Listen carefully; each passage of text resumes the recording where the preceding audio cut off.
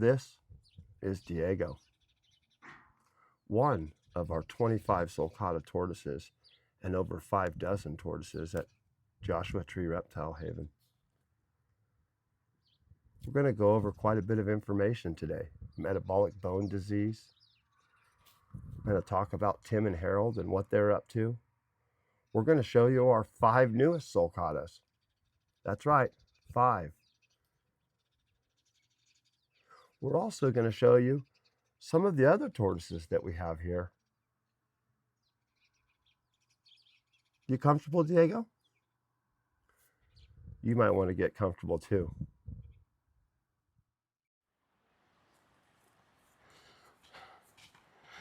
Here we are in one of our 2 new 3,500 square foot enclosures. This is 2 of our new 5 members we got yesterday. This is the 3rd.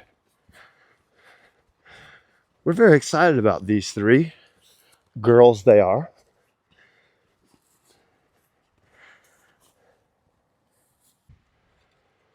Well, here's 3 of our 5 newest members. This is 3 females.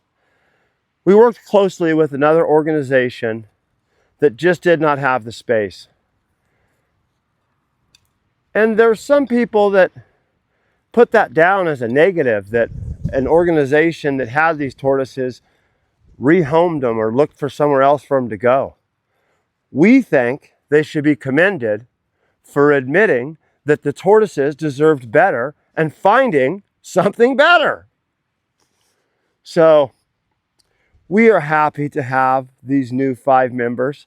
These 3 females especially are exciting for us because in the Sulcata world, it's always males. And so to have 3 females this size that we can put with our females is a fantastic thing. It'll offer our female tortoises an opportunity to have sociability and be in a social structure and be with another being all day instead of in solitary enclosures being a tortoise. So we are very excited about these girls, and this is their new enclosure. This is another one of the 5 new members, but he's a male. We have one other male this same size, and they're in another enclosure that's 3,500 square feet. We're excited to have these guys too. They're going to get the opportunity to be the tortoises they should be and walk in big open spaces. Our focus here at Joshua Tree Reptile Haven is not the organization or the donation or even the financial aspect of it. It's always the tortoise. So, to have these 5 guys and gals is exciting to us because that's another 5 tortoises that get to be tortoises. As you can see, he's pretty happy to be a tortoise.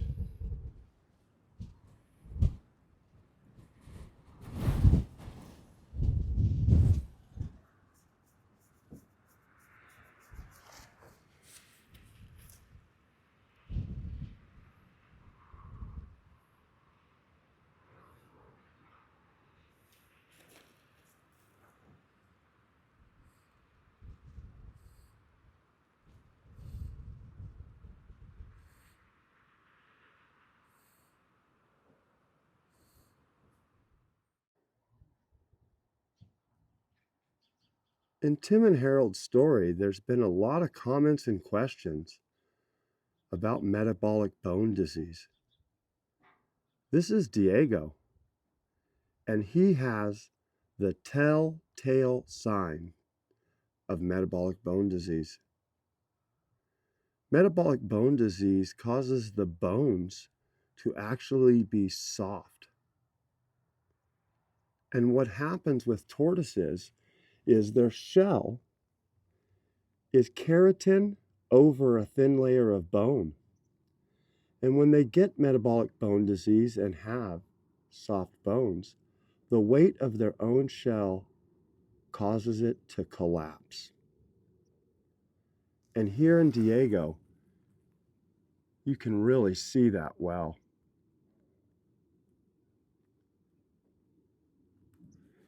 Now he's doing great now. Proper diet, proper exercise, proper life. But there's nothing we can do to fix the damage that was caused, most likely when he was a hatchling, by improper care. Here's a great example of how their shell does accommodate their legs to stick out without causing any injuries.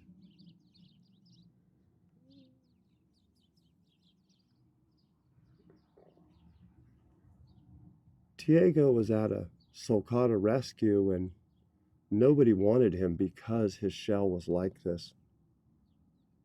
It wasn't perfect.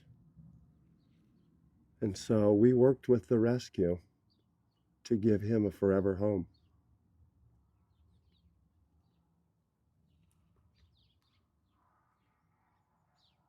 And as you can see,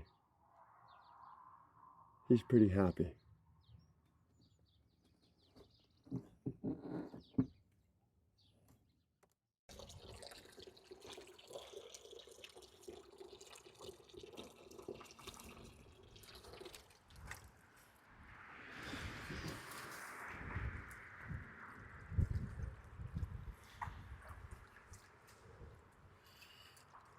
This is another one of our sulcatas.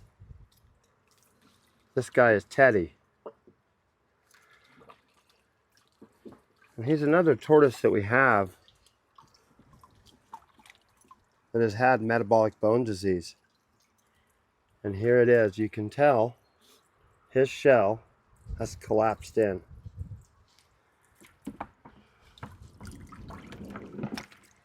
Let's turn him this way in the light. When he was younger, most likely in the first year of life, he wasn't given either sunlight or calcium, enough of it, caused the bone of the shell to become soft. The weight of the shell collapses in on itself. And unless it's taken care of, it will continue.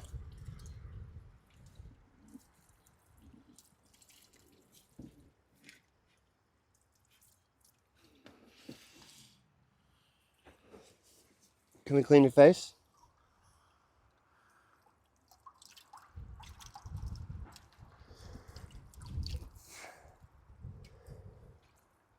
It's a good boy.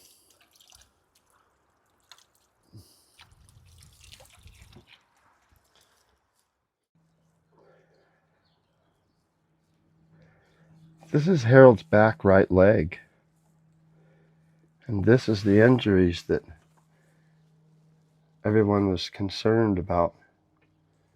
Their shell and something needs to be done.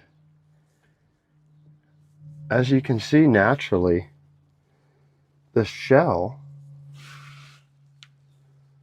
has to come down on the sides of the body to meet the bottom of the shell. Well, their legs are so big that inevitably, if their leg is right here, it's going to touch the shell.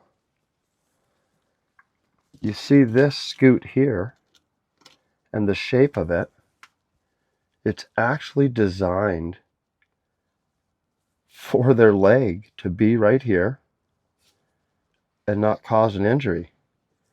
As we go across the body here, around the body, Each scoot progressively curves more and more. And if he's got his leg up there at the front of the leg cavity, you can see there's plenty of space in there.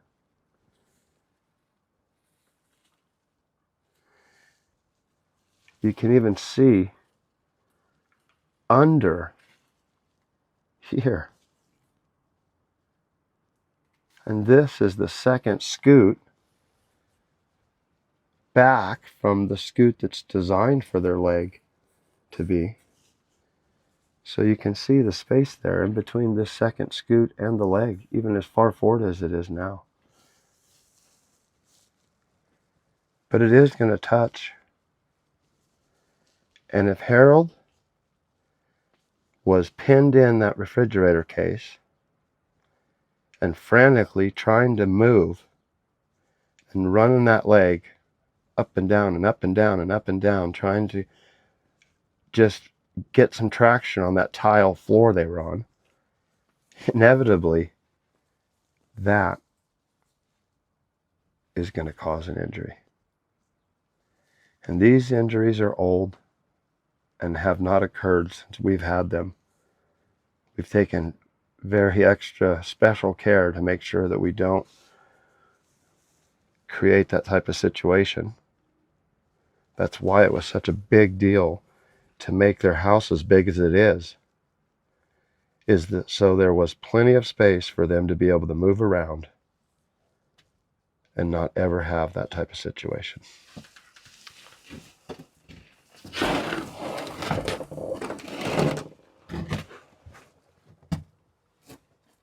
So as you can see, he moved his leg back there. And see how that scoot is designed for the leg to be able to come out. I mentioned in the last video how we think that just being able to see long distances is something they really don't understand, and this is a good example of that. This house, probably not even in the picture there, this house is safe to them and they feel safe there. Out here, not so safe to them. And they get to the door and they can see all this open space and they just don't know what to do.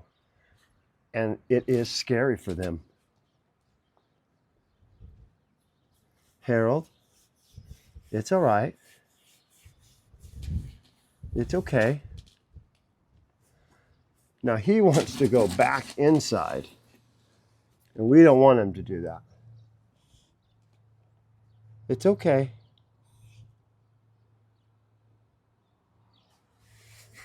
It's okay.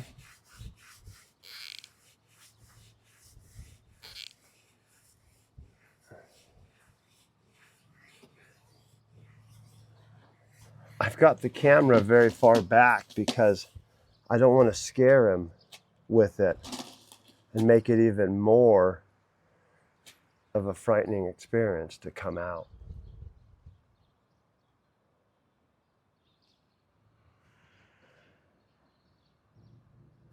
It's okay.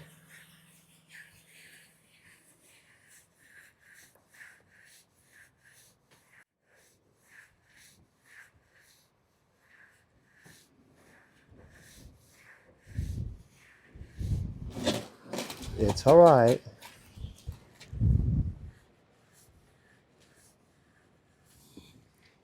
Now, if he was scared of me, he could go towards the camera. But going towards the camera is scarier to him than me touching him. And this, again, this is part of, if you lived in a bathroom your entire life and all of a sudden you're put in the backyard, you wouldn't know what to think. And that's exactly what is going on with them.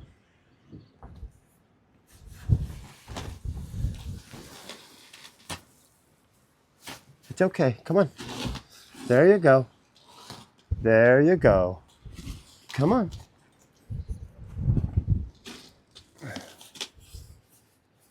I feel like the mama bird getting her baby bird to go out of the nest. Come on. Hey. It's okay. No. Yeah, you got to go that way. Come on.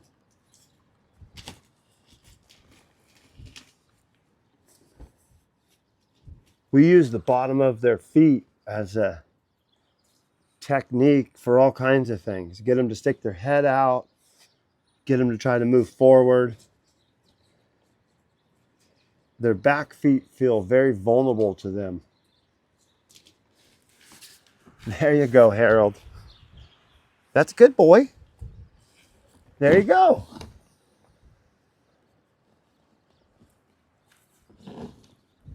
My 30-year-old, 150-pound baby bird is about to leave the nest. Fly, baby bird. This is a really good shot of Harold's leg and how much space there really is in that cavity of the shell.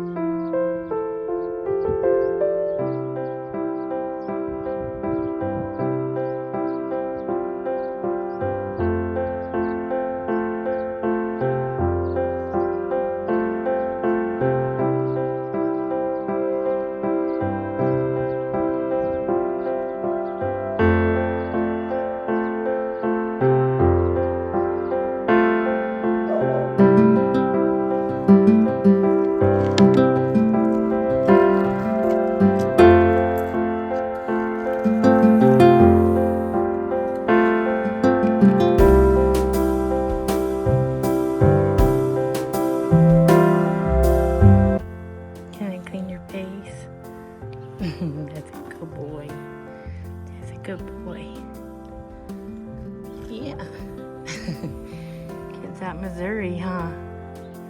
That's a good boy, Harold. That's a good boy. That's a good boy.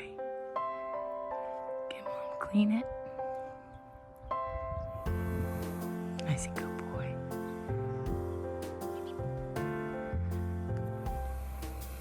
That's a good boy. I know you smell it, huh? That's a good boy. That's a good boy. Huh? Is it the best Missouri face ever?